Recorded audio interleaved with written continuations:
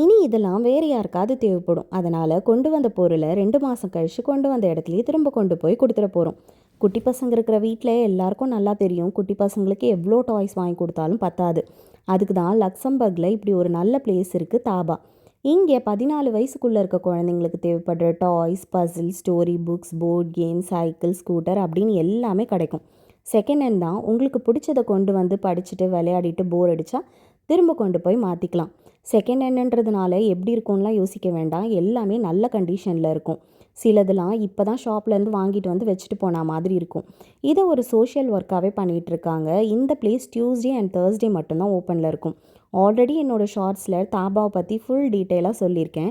இங்கேயும் டேக் பண்ணுறேன். லக்சம்பர்கில் இருக்கவங்களுக்கு தேவைப்பட்டால் செக் பண்ணிக்கோங்க. லக்சம்பர்கில் இருக்க கிளைமேட்டுக்கு குழந்தைங்கள வெளியெல்லாம் அனுப்பி விளையாட வைக்க முடியாது. அவங்கள வீட்டுக்குள்ளேயே எங்கேஜாக வச்சுக்கணுன்னா இந்த பிளேஸ் ஒரு பெஸ்ட் ஆப்ஷன்.